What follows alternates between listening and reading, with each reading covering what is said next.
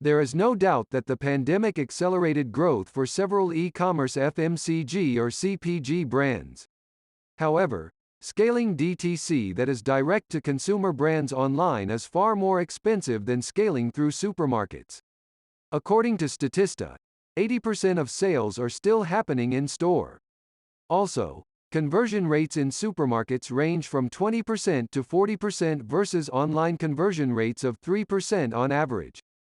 As more established companies and brands enter the DTC and e-commerce space, they push up the cost of customer acquisition due to their deep pockets. The cost per click on Facebook in 2019 was 81 cents.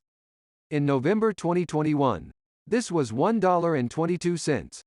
Compare this to supermarkets or convenience stores where significantly more consumers walk by the shelf at no incremental cost. So what do DTC brands need to be aware of when entering the brick-and-mortar space? Lack of proximity to shoppers and consumers.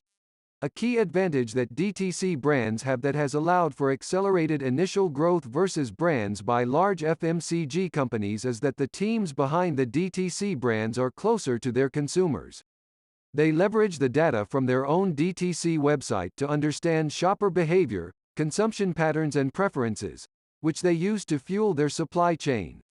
Large companies or brands, in contrast, are typically at least one step removed from their consumers as they sell through retailers. So the retailers are usually the ones who get the data on shopper preferences and consumer preferences. This may not always be passed on to the brand owners.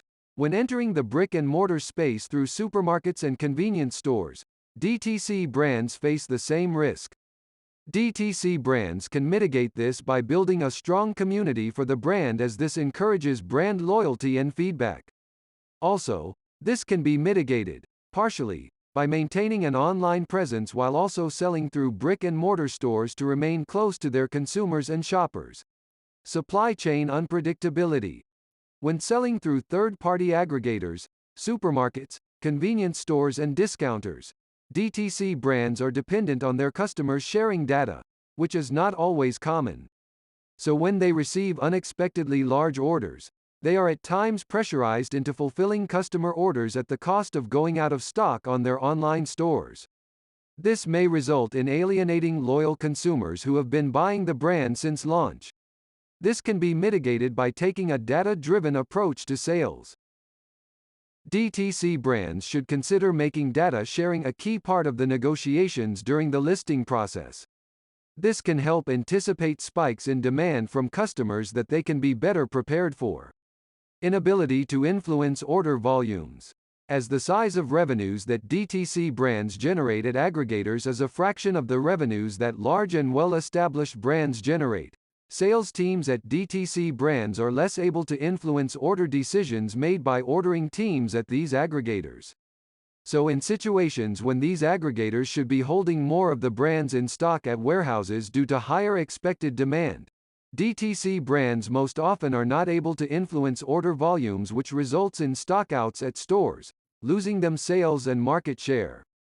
DTC companies should consider hiring seasoned salespeople who have established relationships with customers.